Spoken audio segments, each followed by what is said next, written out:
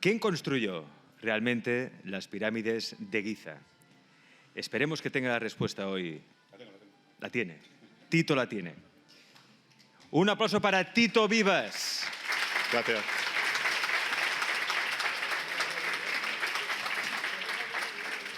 Él es historiador, egiptólogo, arqueólogo y aventurero, y además tiene su stand aquí en Port Vell, en la sala Port Vell, en la zona de expositores, donde también nos puede firmar sus libros. Creo que además al final de esta conferencia podrás firmar libros, ¿no? ¿Aquí o en el stand? Aquí o en el stand. Aquí o en el stand. Sí, bueno. bueno. Lo tenéis aquí, así que, Tito, bienvenido a Magic Internacional. Muchas gracias. ¿Qué tal? Muchísimas gracias. Buenos días a todos y gracias, por supuesto, a la organización por haberme invitado un año más. Es mi segunda participación en Magic. El año pasado estuve, algunos nos conocemos del año pasado.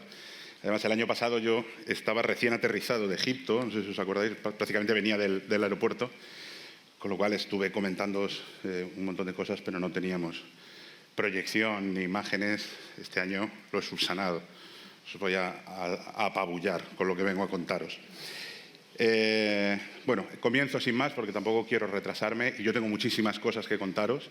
Espero que sea capaz de hacerme entender, porque voy a hablaros de astronomía, por supuesto, porque voy a hablaros de religión, por supuesto, y porque voy a hablaros de historia. Cuando estuvimos planteando una temática para este año, obviamente, en el mundo del misterio, cuando hablas de Egipto, el gran misterio principal es esa pirámide que tenemos a la derecha. Pero yo creo que es uno de los grandes errores que se cometen, que es aislar la gran pirámide y pensar que no hay más pirámide que esa. En Egipto hay más de 120 pirámides, no solamente hay 3. De modo que para intentar comprender por qué construían pirámides y quién construyó concretamente estas de Giza, pues hay que hacer una especie de contextualización y es lo que yo vengo a ofreceros hoy. La gran pregunta que yo pretendo responderos hoy, desde mi punto de vista, que voy a intentar argumentároslo, es ¿quién construyó las pirámides de Giza? ¿Y por qué? ¿No? La segunda pregunta sería ¿y por qué? No me voy a meter en el cómo, ¿vale? Lo dejamos si queréis para el año que viene. Lo más importante para mí es que, bueno, lleguéis a depurar un poco muchísimas ideas y muchísimas teorías que se han comentado, sobre todo desde el punto de vista astronómico. Habréis oído hablar de la teoría de Robert Bauval y de su hermano Jean-Paul, la correlación con Orión, completamente refutada. Es interesantísima. Y vinculaciones con Orión las pirámides tienen, pues yo os las voy a enseñar, pero no en un reflejo en espejo. Incluso circulan por Internet, a diestro y siniestro, este tipo de memes también, ¿no? De alineación planetaria con la pirámide de Giza que ocurre cada 2.737 años. Bueno, pues esto es completamente falso. Es un fake vamos, como la copa de un pino. Primero, porque cualquier persona que tenga un mínimo conocimiento de astronomía sabe que los planetas no tienen esas resonancias de 2.737 años.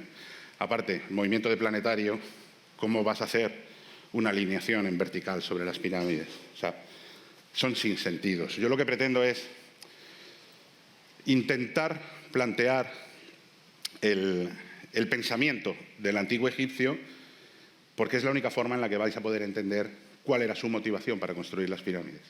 Y de ahí intentar llegar a, vale, entonces, ¿quién construyó las pirámides de Giza y cuándo?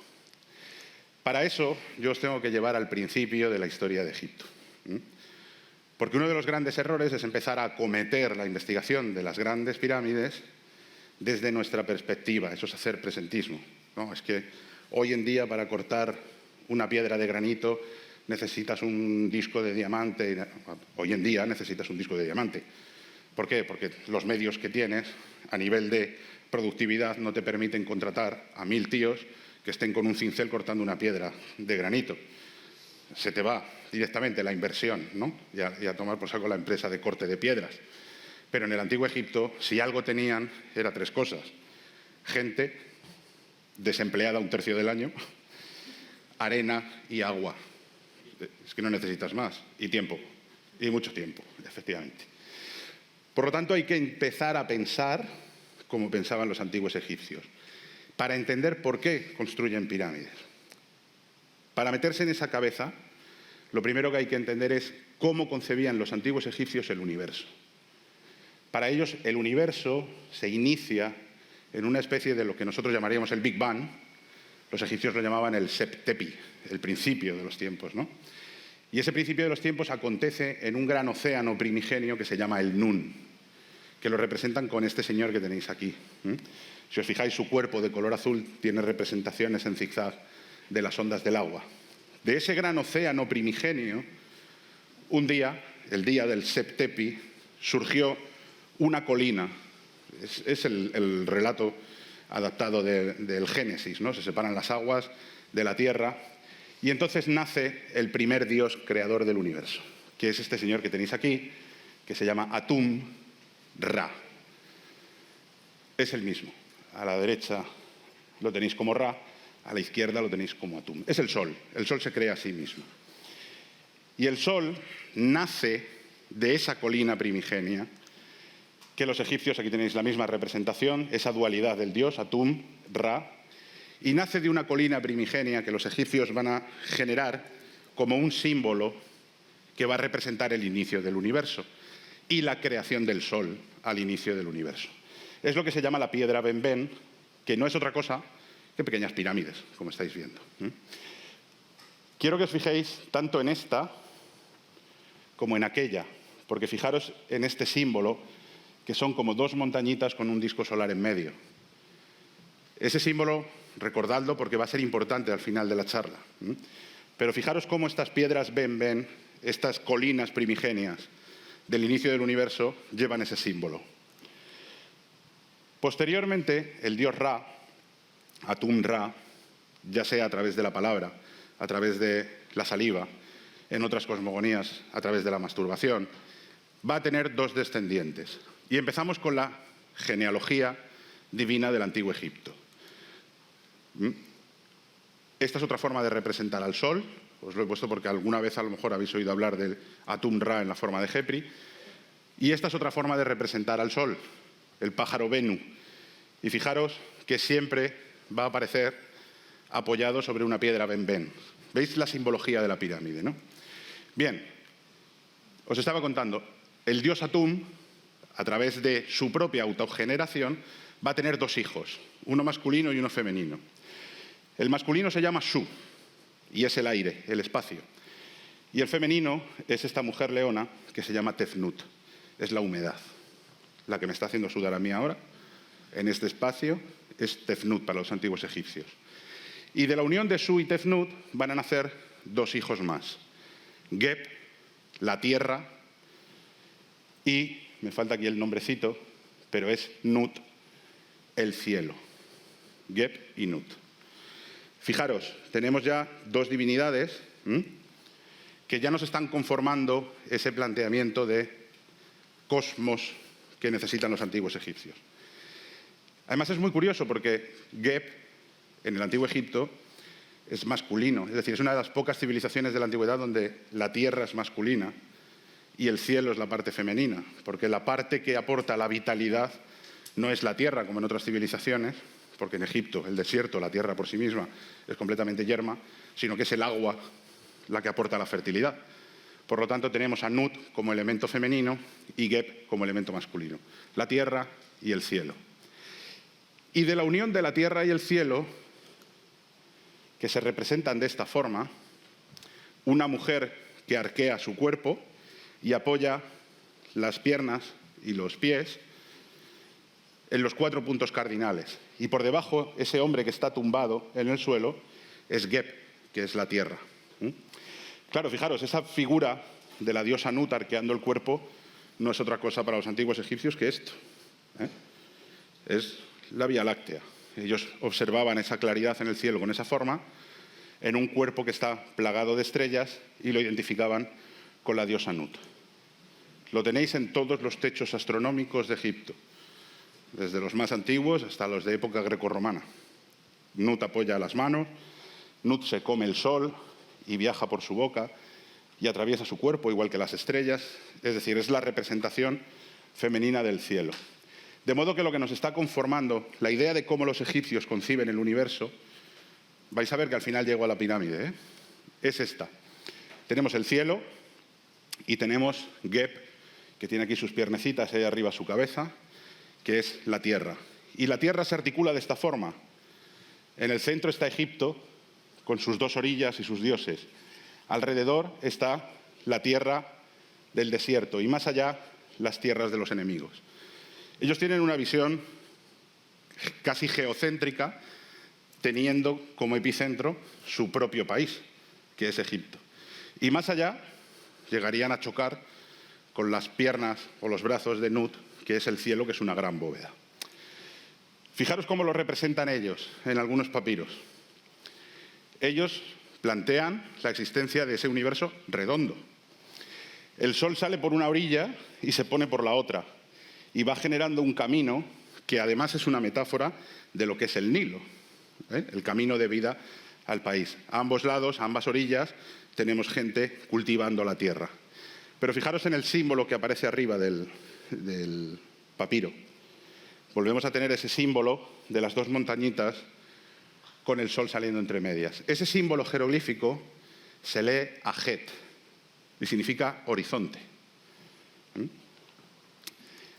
Bien, de la unión de la tierra y el cielo van a nacer 4 hijos. El primogénito es Osiris, primogénito de la tierra y, por tanto, primer rey mitológico que tendrá derecho a gobernar sobre Egipto. Su hermano pequeño es el dios Set. Ahora hablaremos de él. En cuanto a las mujeres, la mayor es Isis y, por tanto, se convierte en esposa de Osiris, y la menor es Neftis, que se convierte en esposa de Set.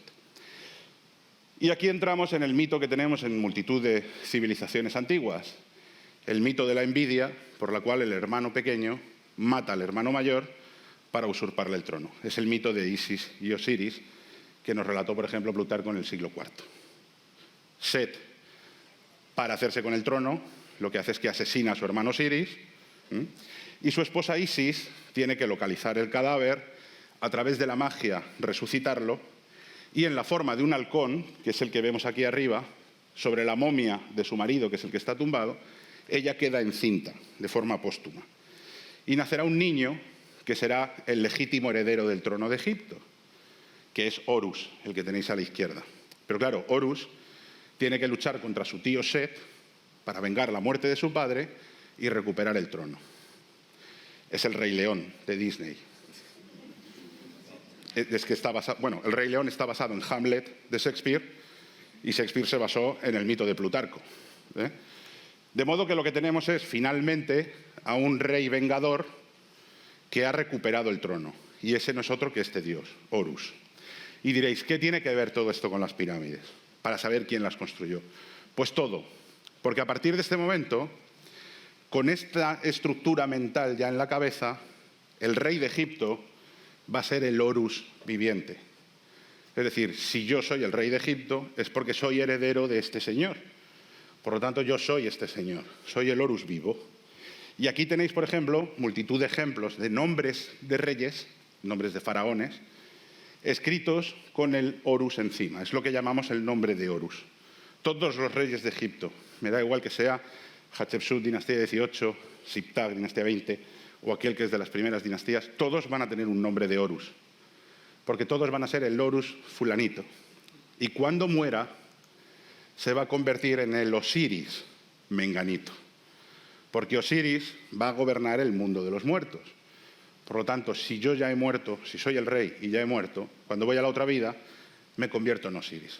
Horus mientras vivo, Osiris cuando muero. Y esto se mantiene también en todo el planteamiento de toda la historia del Antiguo Egipto. Hasta el punto que, fijaros, empecemos a hablar ya de tumbas. Nos vamos a ese puntito, Abidos.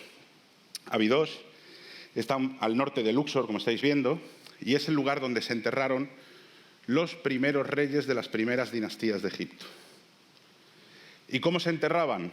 Se enterraban como el dios Osiris.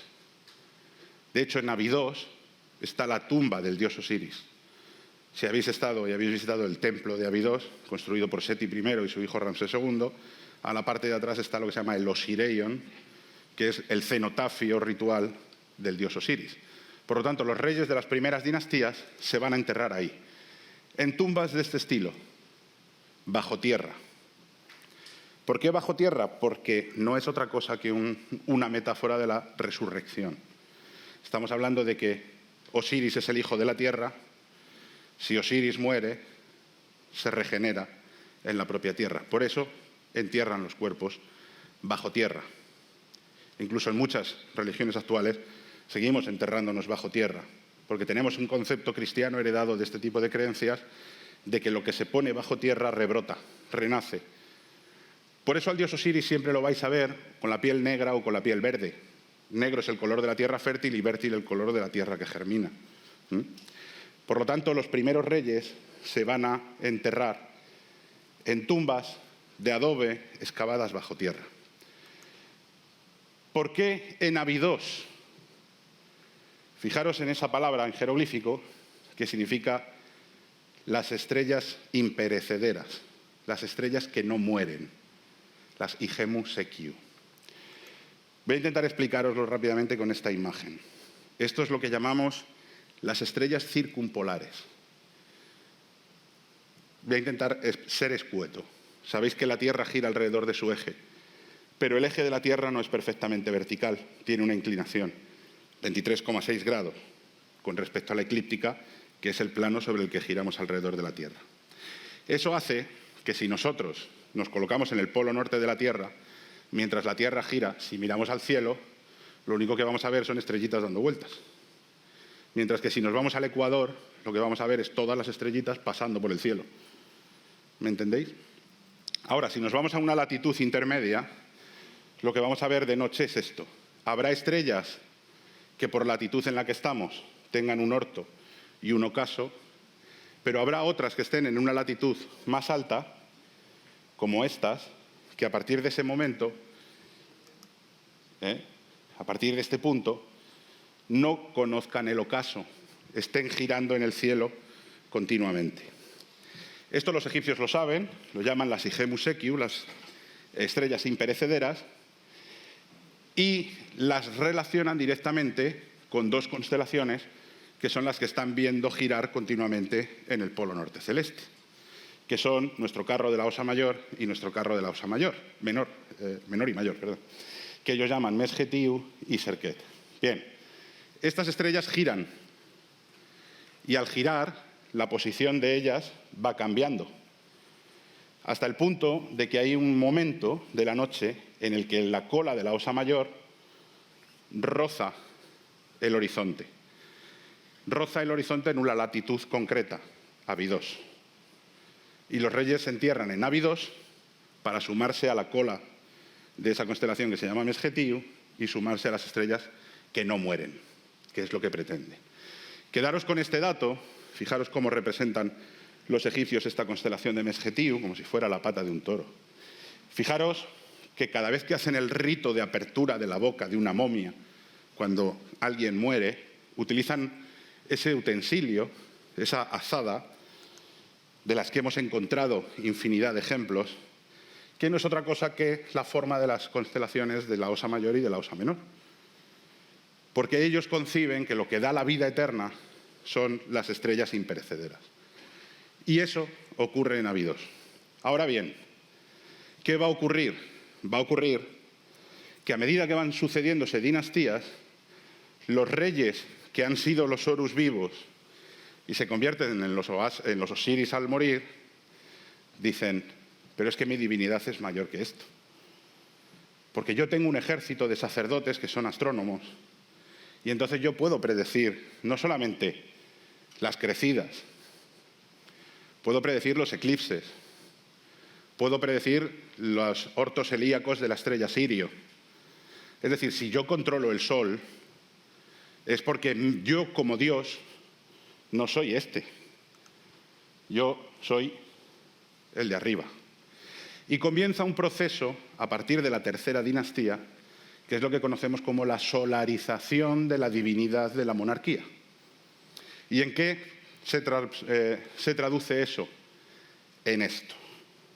Llegamos a las pirámides. Porque si este señor decide que él ya no es el Osiris cuando muere, sino que él es Ra, para renacer tras su muerte, no necesita las estrellas imperecederas de Abidos. Necesita la colina primigenia sobre la que nace Atum-Ra al principio de los tiempos en el Septepi. ¿Y cómo construir una colina primigenia? Así. Este es el origen de la pirámide. Por eso habréis oído muchas veces planteamientos que dicen: ¿cómo es posible que en cuarta dinastía Keops construya una pirámide maravillosa y de repente se olvidan de cómo se construye? No se olvidan. Es una evolución. Y la evolución comienza aquí. Hay un señor que decide abandonar Abidos y venir a Saqqara, al norte, cerca del Cairo, en la nueva capital, que es Menfis. ¿Por qué? Por el culto al sol. Porque ya no se va a adorar Osiris como divinidad principal de la monarquía, sino Ra. Porque yo ya no soy Osiris cuando muera, yo soy Ra. Y por eso se viene al área de Heliópolis. Lo vamos a ver ahora. Fijaros, esto es una fotografía aérea de la cara norte. Si nos damos la vuelta a esta pirámide y nos vamos aquí a la cara norte, que es un área que está cerrada, o hasta hace poco estaba cerrada, y nosotros pedíamos permiso siempre en nuestros viajes para ir a ver precisamente este área de excavación, a mí lo que me interesa es esta sala que veis aquí abajo, que os amplío ahí en grande. Fijaros que es una sala donde hay una estatua del rey en el interior. Esa estatua se llama Serdab. ¿Qué tiene de especial ese Serdab? Pues que si te colocas delante vas a ver dos peculiaridades. Una, que la pared tiene dos agujeritos. Y segunda, que si la ves de medio lado, no está horizontal, está inclinada. Esto enseguida nos tiene que hacer pensar que tiene una motivación astronómica. Si yo le estoy dando una orientación y una altura, es porque estoy mirando en algún punto del cielo. Son coordenadas celestes, ¿no? Ya sabemos que todas las pirámides tienen alineaciones astronómicas. Luego las detallaremos más. Pero este Serdab es interesantísimo, porque si analizamos aquellos dos agujeros y nos asomamos a la estatua del rey que está en el interior, vamos a darnos cuenta de una cosa. Lo primero, que los dos agujeros no son paralelos. Es decir, no son dos agujeros para dos ojos, sino que cada uno tiene su función. Uno tiene ese azimut y esa declinación, y esto tiene esta otra. Si nos vamos al cielo, porque está mirando hacia el norte, resulta que tenemos de nuevo las estrellas circumpolares. Es decir, la pirámide escalonada de Djoser es el paso intermedio entre los cultos de las estrellas imperecederas vinculados a Osiris en Abidos y el comienzo de la solarización de la idea del rey. En vez de construirme una tumba en Abidos, me construyo una colina primigenia en Menfis, pero ojo que yo sigo mirando a la culminación de esas estrellas en esas latitudes, a su paso, esa estrella y esa estrella a su paso por el meridiano, que son Kochab y Dube, que son las dos puntas de esas azadas que son el carro de la Osa Mayor y de la Osa Menor. Fijaros cómo tenemos una evolución del pensamiento. De los primeros reyes, dinastías 1 y 2, primera pirámide, dinastía 3. No surge de la nada la pirámide. Es una evolución en el pensamiento político-religioso que tiene la monarquía. Tenemos, por tanto, esa estrella y esa estrella que siguen siendo aquellas a las que se quiere dirigir el alma del rey, pese a que está comenzando la solarización. Pero además hay un elemento más interesante, y es que la pirámide de Djoser, como todo complejo funerario, no es solo una pirámide, es todo un complejo alrededor. Y hay muchas veces que quienes pretenden analizar la pirámide cogen la pirámide y la aíslan y no prestan atención a lo que hay alrededor. Porque en este caso Djoser, el autor de esta pirámide, tiene dos tumbas. La pirámide es una tumba, pero esto que veis aquí es lo que se llama la tumba sur. Y aquí hay un pozo al que se accede. Fijaros allí la pirámide y aquí el acceso al pozo. Se baja por estas escaleras y lo que tenemos al fondo es un segundo sarcófago. Yo no sé si conocíais la tumba sur de Djoser. El segundo sarcófago es exactamente idéntico que el que hay dentro de la pirámide. Y la pregunta es, ¿por qué un rey construye dos tumbas si no se puede enterrar en dos sitios distintos? Y la respuesta es muy sencilla. Es el primer rey del Alto Egipto, es decir, de la zona de Abidos, que ha abandonado aquella necrópolis y ha venido a enterrarse al Bajo Egipto, que no es su tierra. Y por tanto va a construir dos tumbas, una como rey del Alto Egipto y otra como rey del Bajo Egipto. Una simbólica y otra real. ¿Y en cuál se va a enterrar él? En aquella, la del norte, el Bajo Egipto. ¿Por qué? Porque él no es legítimo rey de esa tierra, la ha conquistado. Y para justificar en el más allá, ojo, que yo soy el Osiris y el Ra, las dos cosas, se entierra en aquella, pero se hace una tumba como si fuera también un rey de Abidos, al sur. Por lo tanto, a partir de este rey empezamos a ver que aquellos gobernadores, aquellos reyes que se lo pueden permitir, se construyen dos tumbas. Lo cual nos lleva un poquito más al norte a Daxur. ¿Veis cómo poco a poco voy llegando a Giza? Bien. En Daxur tenemos las primeras pirámides de cuarta dinastía.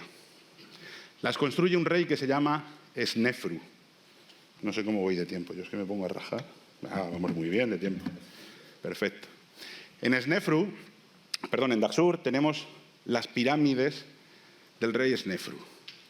Snefru es el padre de Keops, el constructor de la Gran Pirámide, también en cuarta dinastía. Por lo tanto, ya estamos llegando al quid de la cuestión. Ahora, la pregunta es, ¿por qué encontramos dos pirámides en Daxur?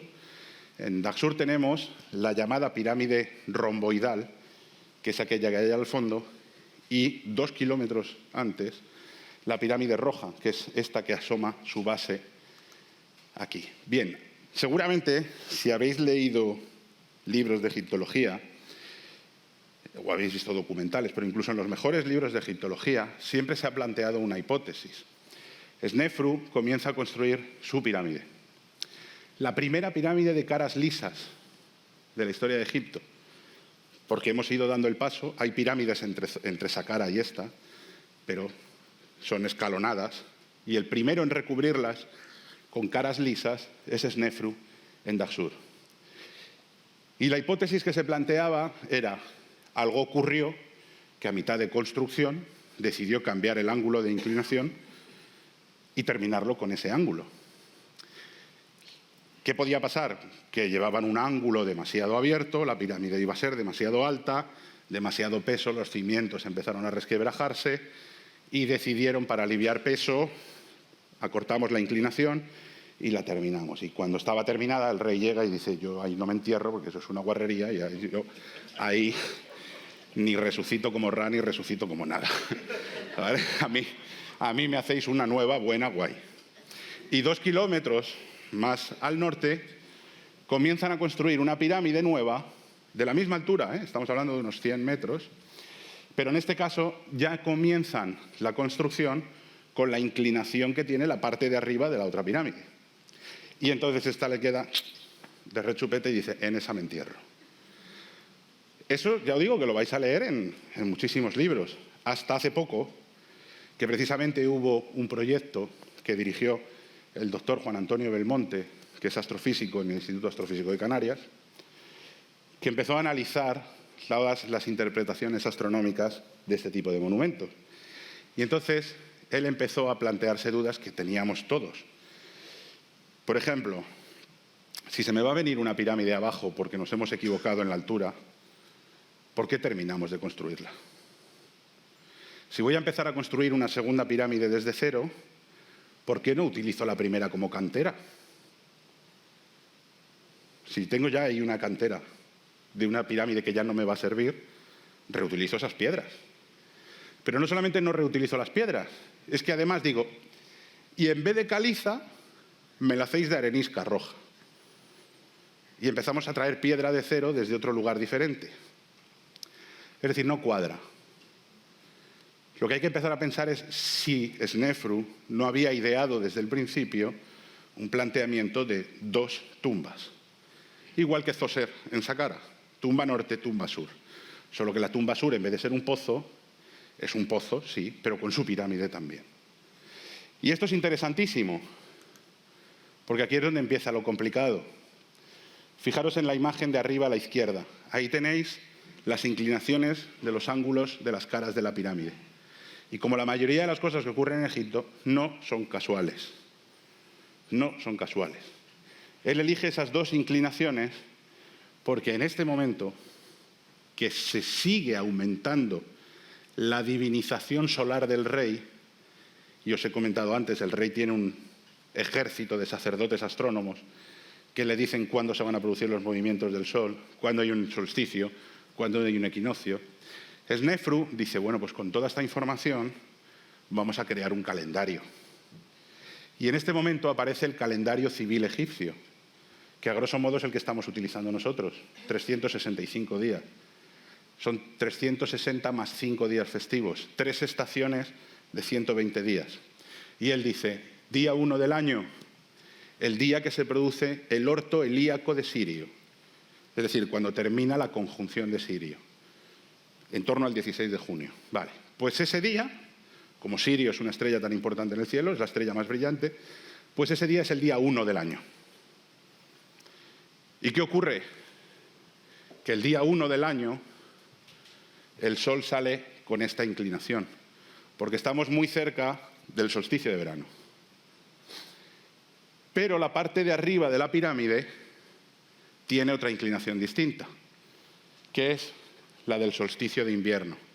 El Sol pasa menos tiempo en el cielo, llegamos al día más corto del año, que no es otra cosa que el resurgir del Sol.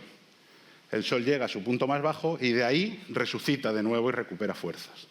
Es decir, si ahí es donde el Sol renace, esta es la inclinación que tiene que tener mi pirámide. Y la parte de arriba de la pirámide tiene esa inclinación. Luego no es casual ni que se le fuera a venir abajo, es un calendario de los 2 momentos solares más importantes del año, en su pirámide como dios Sol.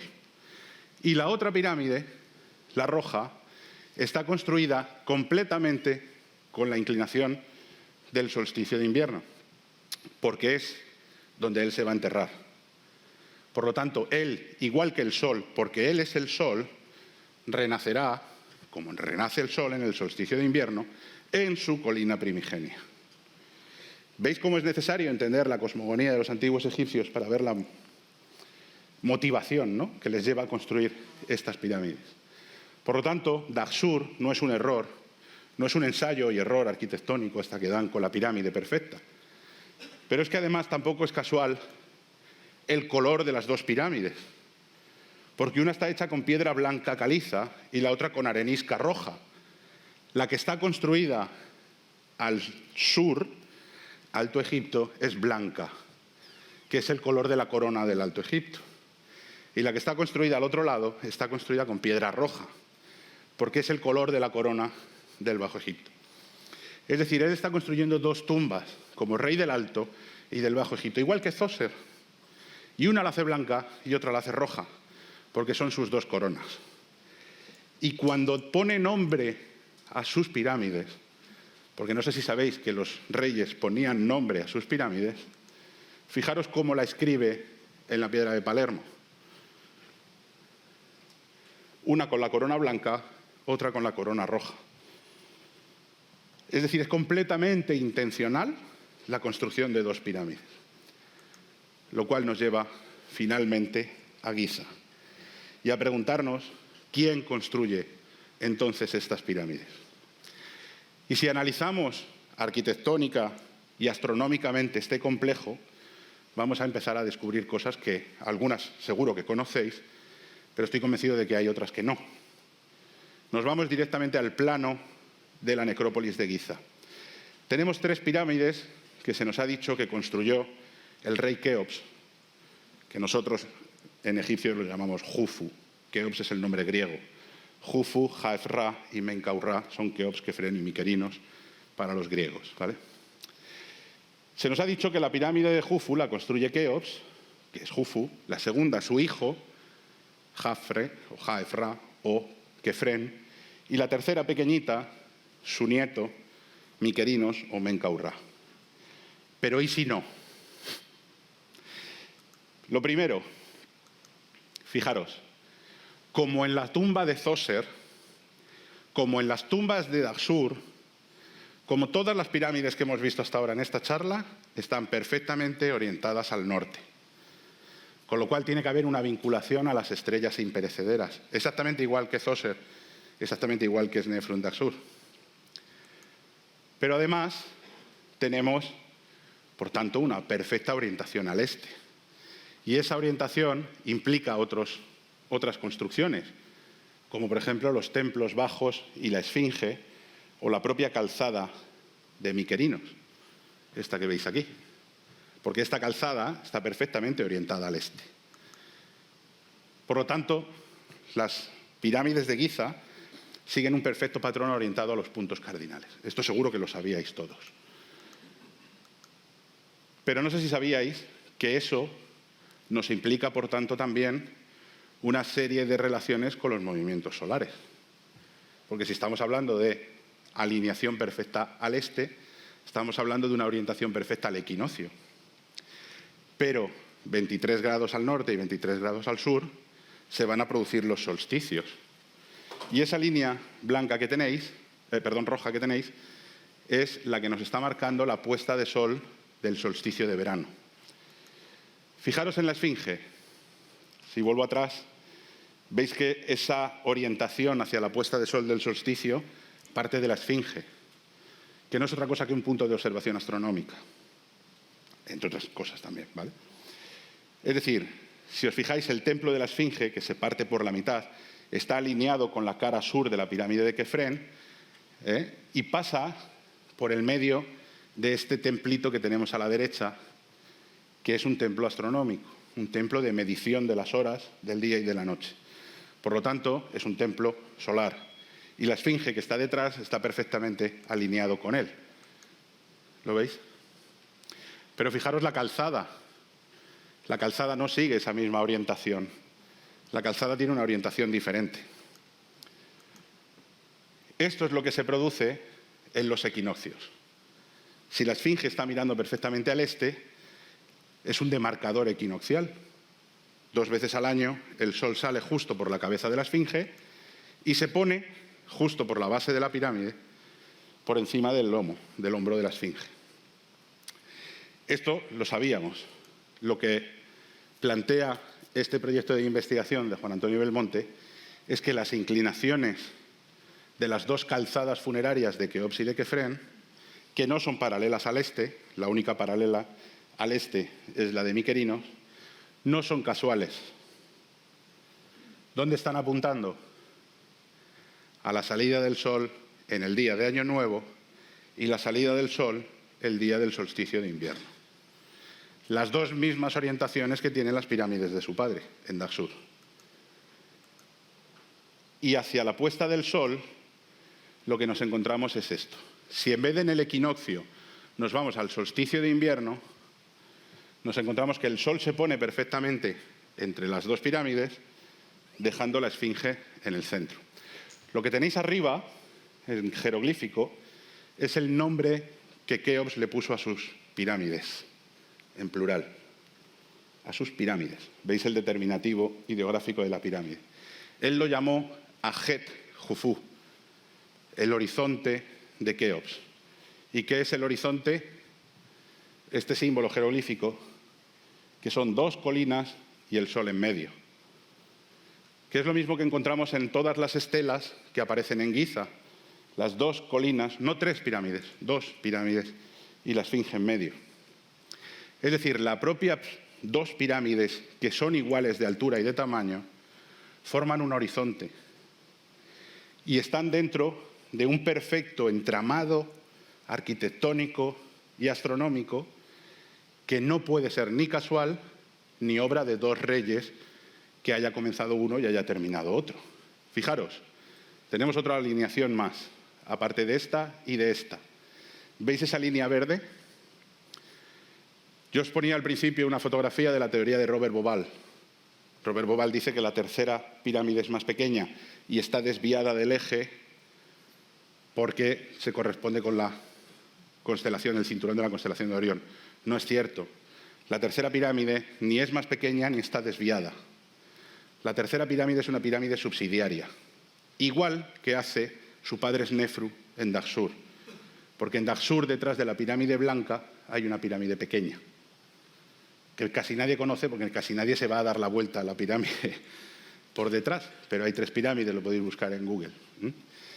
Estas 3 pirámides están construidas así porque esa línea verde está apuntando directamente al templo de Ra, en Heliópolis, en la otra orilla del Nilo. Fijaros en esta imagen. Aquí tenemos Giza. ¿Veis las tres pirámides? La orientación de las tres pirámides está mirando a Heliópolis, en Giza. Y hacia el norte están mirando a Letópolis, que es donde se rinde culto a la pata de Set. Es decir, están mirando al Sol y a las estrellas circumpolares. Como las pirámides de Daxur, como la pirámide de Zoser en Saqqara, como todas las pirámides antes y como va a pasar con todas las pirámides después. Pero bien, surge la gran pregunta. ¿Y si Keops es el constructor de este gran complejo arquitectónico y astronómico, y Keops hace no una, sino dos pirámides como su padre en Daxur, ¿por qué no hay textos en el interior? Porque no los necesita. Porque en este momento nadie duda que Keops es Ra. Nadie. Y tiene un ejército a su servicio, y tiene un país entero a su servicio, y no tiene enemigo ninguno conocido fuera de las fronteras. Y entonces genera una sociedad de discurso mítico, como lo somos nosotros hoy en día.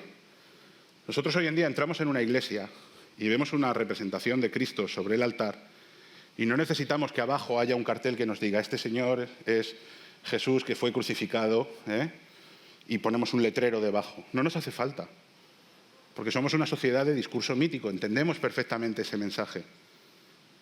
Zoser empieza la primera pirámide, la hace escalonada, y en los pasadizos de debajo pone textos. Snefru ya no los necesita, y Keops menos todavía. Y fijaros, tenemos evidencias de que toda la estructura interna de la Gran Pirámide es una evolución de lo anterior.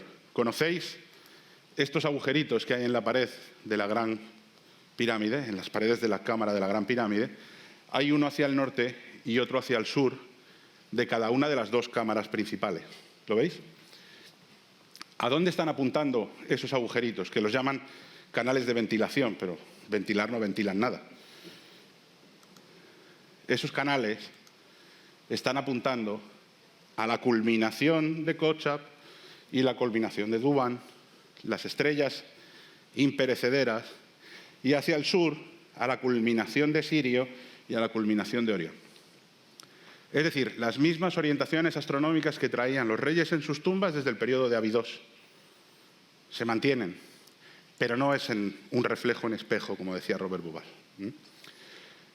Claro, llegados a este punto, la cuestión es, ¿y por qué después de esto desaparece?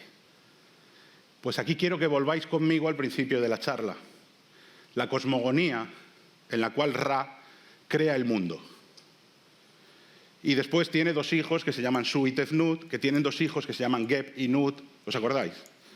Y de la unión del cielo y la tierra, Geb y Nut, nace Osiris y luego su hijo Horus. El rey, desde esa dinastía 1 hasta esta dinastía 4, ha ido ascendiendo esa genealogía divina. Y cuando ha llegado a este punto, nadie duda que este señor es Ra. El problema viene, primero, políticamente, y segundo, religiosamente. Religiosamente viene porque cuando este señor muere, ¿sus hijos quiénes son? Ra ha muerto. Sube al trono su hijo. ¿Y entonces tú quién eres? ¿Su? Volvemos a empezar a bajar la escalera. Los reyes dicen, no.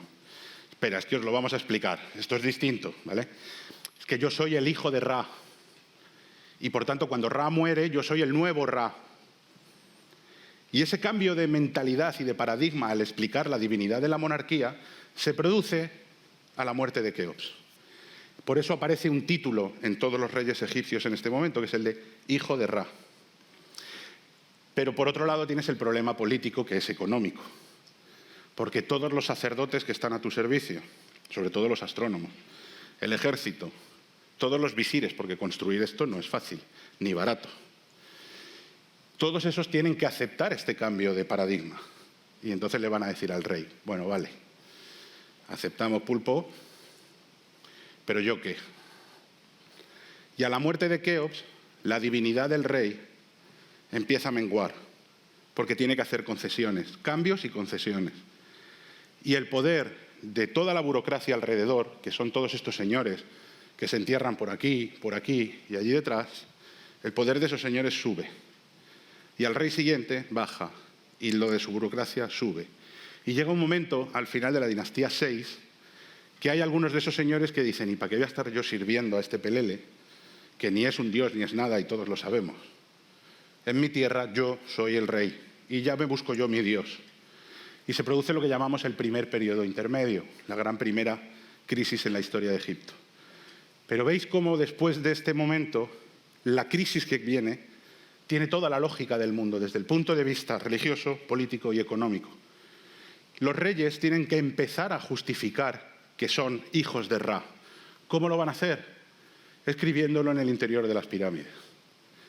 Cuando yo llego al más allá, que aquí nadie dude de qué está pasando, porque como hemos cambiado el tinglao de cómo venía antes, ahora yo se lo tengo que explicar.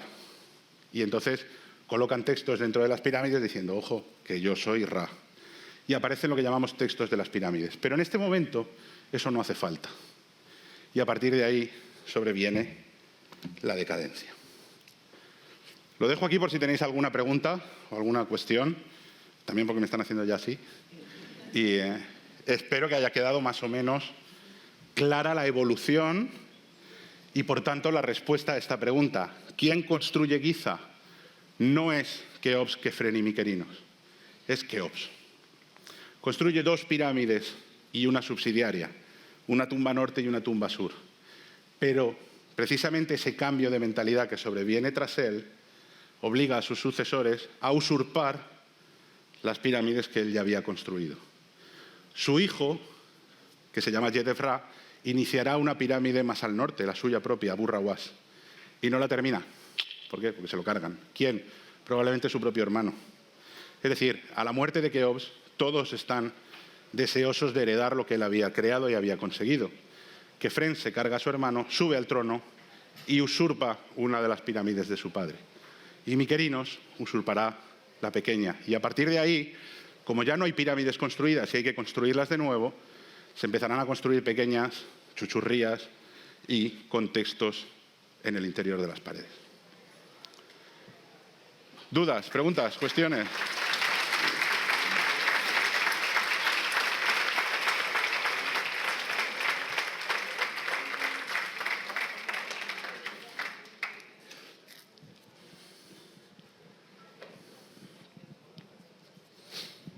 ¿Cuántos años tienen pirámides?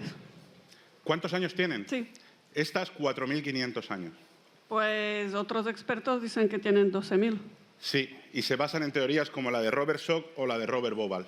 Robert Bauval, que es quien plantea la teoría de que las 3 pirámides están alineadas con Orión, que ya digo que a priori es interesantísimo, porque los egipcios es verdad que tenían una constelación que se llama Sag, que es Orión. Cuando Robert Bauval va a buscar la orientación, no le cuadra. Y entonces utiliza un software astronómico para ir moviendo las estrellas según lo que llamamos en astronomía precesión de los equinoccios, hasta que le cuadran. Y cuando le cuadran, dice fecha 11.000 a.C., 12.000 a.C., dice, pues entonces es que las pirámides se construyeron en esa época. ¿Qué hace? Obviar todas las demás evidencias arqueológicas que tenemos de Cuarta Dinastía. Y, por supuesto, obviar todas las pirámides anteriores que yo os he mostrado, que siguen una evolución lógica de pensamiento, de arquitectura y de planteamiento. Y a Robert Bauval se le suma al cabo de un tiempo el que luego termina siendo su amigo Robert Schoch, que es un geólogo que afirmó en el año 96, me parece que fue, en un congreso internacional de geología, que la cubeta de la Esfinge tenía desgastes pluviales. Y entonces él decía que, por tanto, la Esfinge debió de construirse en una época en la que en Egipto había lluvias torrenciales. Es decir, antes de la desertización del Sáhara. Y dijo, uy, me cuadra con Robert Bauval, 11.000 a.C. según las fechas que nos está dando, por ejemplo, Göbekli Tepe en Turquía. ¿Y que sirvieron como fuentes de energía? ¿Dónde? Pues ahí mismo. ¿Dónde está la energía en el interior de la pirámide? La pirámide... Bueno, ahora no, pero aquel momento. No hay evidencia ninguna de que haya una conexión energética de ningún tipo de ningún tipo, porque energía, ¿qué energía? Energía térmica. Bueno, eso es la hipótesis. El interior de las pirámides, las cámaras interiores, están construidas de granito. Me da igual que el exterior sea caliza o sea arenisca. Las cámaras interiores son de granito. ¿Por qué? Porque es la piedra que más se calienta al sol. Por eso los obeliscos son de granito. Es decir, todo lo que tiene que ver una connotación solar se construye de granito. Luego, ¿hay una recepción de energía? Sí, solar. Por una mentalidad y una simbología religiosa. Pero de ahí a que sea un acumulador de energía no hay evidencia ninguna. Sí, felicidades. Gracias. ¿Por qué la luna se ignora un poco en toda la astronomía egipcia? No se ignora en absoluto. Existe y es más, al mismo tiempo, tiene sus propias divinidades lunares, Honsu, por ejemplo, y además el primer calendario que se pone en marcha es lunar. El problema es que el calendario lunar no coincide con el calendario solar. Es lo que nos ocurre, por ejemplo, ahora mismo en el mundo musulmán. Su Ramadán va viajando una serie de días cada año, porque ellos siguen un calendario lunar. Claro, los egipcios se dan cuenta de una cosa. Hay 4 ciclos anuales en la observación que ellos hacen del universo. El primero es la crecida del Nilo. Viene una vez al año cuando se producen las lluvias en Etiopía. Las lluvias es un condicionamiento climático y, por tanto, se debe a los movimientos de la Tierra alrededor del Sol. El segundo es el ciclo de las estrellas, sobre todo el de la estrella Sirio. Y como el ciclo de la observación de la estrella Sirio depende de nuestra traslación alrededor del Sol, vuelve a coincidir con la crecida que viene anualmente. El tercero son los propios movimientos del Sol. Y hay un cuarto, que son las fases de la Luna.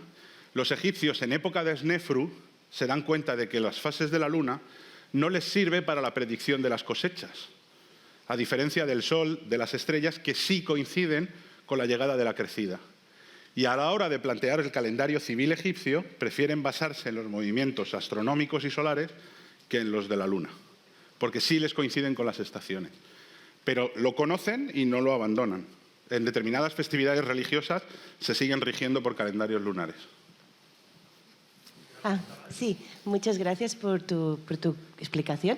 Y yo tengo 2 preguntas. Una es, entonces, el empobrecimiento en la calidad de las pirámides de la quinta, sexta dinastía se debe, según tú, a la pérdida de poder por parte del rey o una pérdida técnica de las, de las técnicas y herramientas de las que disponían. Y la otra pregunta era, ¿cuál es el nombre del proyecto de Belmonte, por favor? Vale. El proyecto de Belmonte se llamó Proyecto de Investigación Astronómica, o Proyecto Hispano-Egipcio de Investigación Astronómica de los Monumentos Egipcios. Y se publicó en un volumen que se llama In Search of Cosmic Order, en busca del orden cósmico.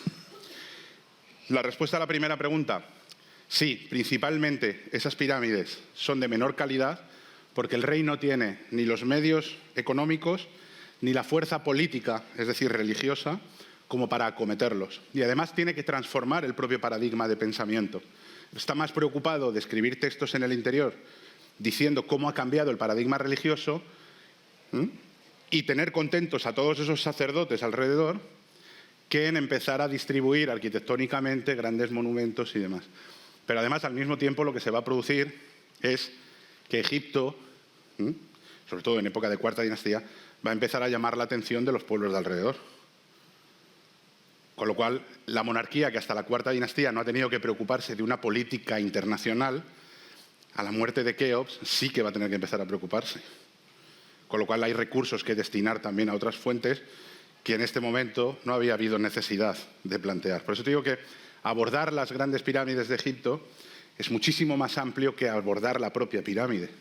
Si dejan de construirse grandes pirámides, a lo mejor es porque empiezan a entrenar un ejército, que los vemos representados en las tumbas del reino del primer periodo intermedio en el Egipto medio, que no había aparecido hasta ese momento. Porque es que hasta este momento Egipto no tenía ejército, porque no lo necesitaba. Pero cuando tú empiezas a llamar la atención de los de alrededor, entonces a lo mejor parte de ese dinero lo tienes que destinar a un ejército. O sea, hay muchos condicionantes que influyen en que cambie la calidad y tamaño de las pirámides. Tito, gracias por esta conferencia. Un aplauso para Tito Villa. Gracias a vosotros.